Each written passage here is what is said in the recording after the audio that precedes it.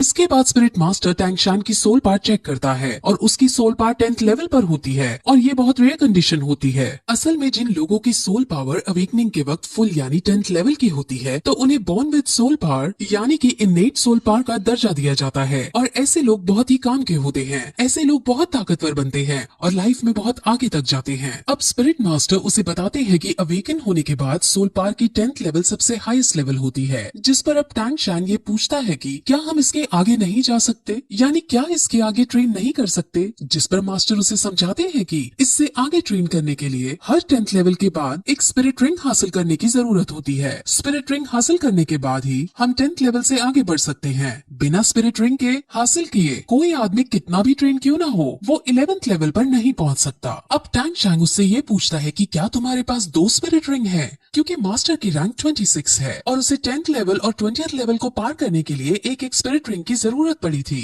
Spirit rings user को उनके spirit soul के मुताबिक उनको अलग अलग स्पेशल पावर भी देती है। अब ऐसा कहकर वो हॉल से बाहर आ जाते हैं और अब स्पिरिट मास्टर जाने लगते हैं। अब गांव के चीफ और टैंगशान के घर जाते हैं और वहाँ उसके पिता को टैंगशान के पावर्स के बारे में सब कुछ बताते हैं और उसको जीनियस कहकर पुकारते हैं। टैंगशान के पिता का नाम टैंग हाउ है। टैंग हाउ अब अपने बेटे से उसकी स्पिरिट सोल के बारे में पूछता है और उसे अपने बेटे से उसकी स्पिरिट सोल के बारे में पता चलता है, जो कि ब्लू सिल्वर ग्रास है। अब ये सुनकर उसका पिता शॉक होता है क्योंकि उसे पता था कि उसके बेटे की स्पिरिट सोल तो क्लियर स्काई हैमर होनी चाहिए। इस लाइन से आप कंफ्यूज ना हो, इसके बारे में डिटेल में आगे बताया जाएगा। अब गांव के चीफ ये चाहते थे कि टैंगशान शहर की एक एकेडमी में जाकर ट्रेनिंग करे, लेकिन टैंग हाउ साफ मना कर देता है। अब क्यों मना किया है ये भी हमें आगे पता चलेगा।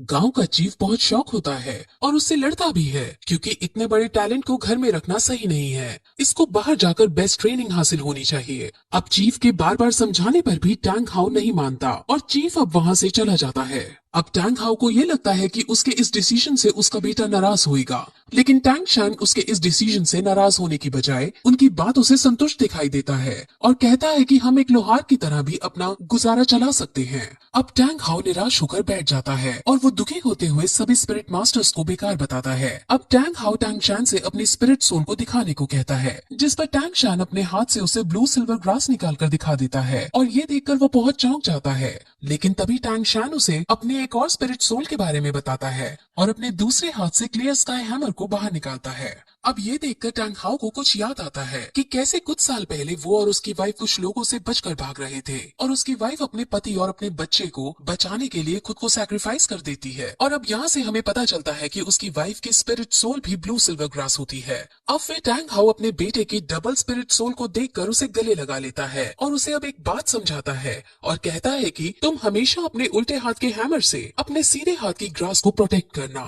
अब इसके बाद टैंग हाउ टैंगशान को लेकर काम सिखाने लगता है और उसको इस काम की अलग अलग टेक्निक सिखाता है और इन सभी टेक्निक्स की मदद से टैंगशान अब अपने पिछले जन्म की मेमोरीज का यूज करता है और उनकी मेमोरीज से वो कुछ हिडन वेपन्स बनाता है।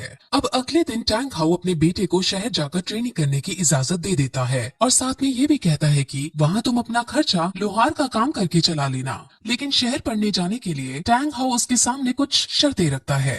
वो उसे कहता है कि तुम कभी भी अपनी हैमर स्पिरिट में कोई भी स्पिरिट रिंग ऐड नहीं कर सकते। दूसरी शर्त पे उसे वो कभी भी अपनी हैमर स्पिरिट सोल को दिखाने के लिए मना करता है और साथ ही साथ किसी को भी अपना ये रहस्य कि उसके पास 2 स्पिरिट सोल है बताने से मना करता है और जब तक उसकी जान पर ना आए तब तक वो उसे हैमर स्पिरिट का भी इस्तेमाल करने से मना करता है। अब इन शर्तों पर एग्री करके टैंगशान अपने सफर पर निकल जाता है। वो अब गाँव के चीफ के पास जाता है और अब दोनों शहर के बड़े स्कूल में एडमिशन करवाने के लिए निकल जाते हैं। अब वो दोनों रास्ता पूछते हुए स्पिरिट मास्टर एकेडमी की तरफ जाते हैं, जहाँ पर उन्हें गेट कीपर रोक लेता है। अब चीफ उसे अपना पास दिखाता है जो उसको स्पिरिट मास्टर ने दिया था।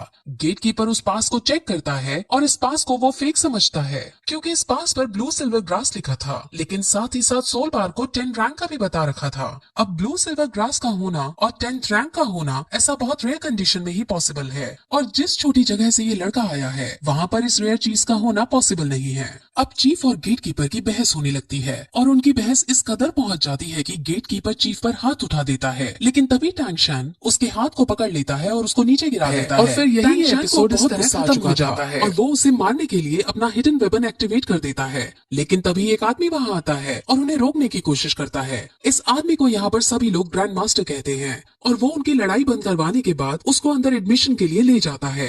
अब रास्ते में टैंग शान और ग्रैंड मास्टर कई तरह की बातें करते हैं, जिसमें ग्रैंड मास्टर अपनी आइडेंटिटी बताते हुए कहते हैं कि वो यहाँ का ग्रैंड मास्टर है और अगर टैंग शान ग्रैंड मास्टर से कुछ सीखना चाहता है तो वो उसको टीचर बुला सकता है। अब वो और भी बातें करते हैं और क्योंकि ग्रैंड मास्टर ने उसका एडमिशन पास देखा होता है तो वो उससे कहता है कि तुम बहुत इंटेलिजेंट हो और उसे ये भी बताता है कि पिछले 100 सालों के अंदर तुम तीसरे आदमी हो जिसके पास 2 स्पिरिट सोल हैं। ये सुनकर टैंग शान चौंक जाता है और अपने हिडन वेपन को फिर से एक्टिवेट करने के लिए रेडी हो जाता है। दरअसल वो ऐसा इसलिए करता है क्योंकि उसके पिता ने उसे कहा होता है कि उसके 2 स्पिरिट सोल के बारे में किसी को नहीं पता चलना चाहिए और अब वो अपने इस खतरे को हटाने के लिए अपना हिडन वेपन एक्टिवेट करता है। लेकिन तभी ग्रैंड मास्टर उसे अब ये बताता है कि आखिर उसे इन सब के बारे में कैसे पता चला।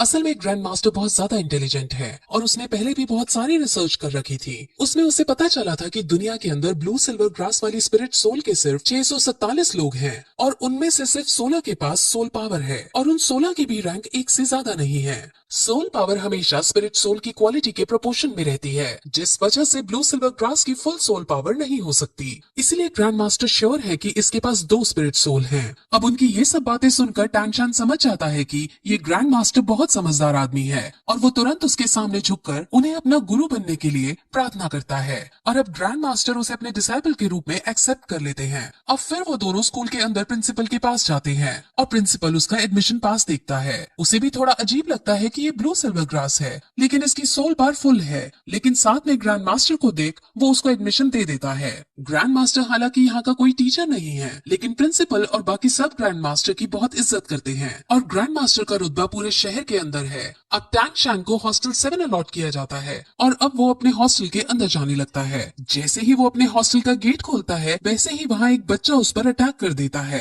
टैंग शान उस बच्चे से लड़ता है और दोनों के बीच फाइट होने लगती है।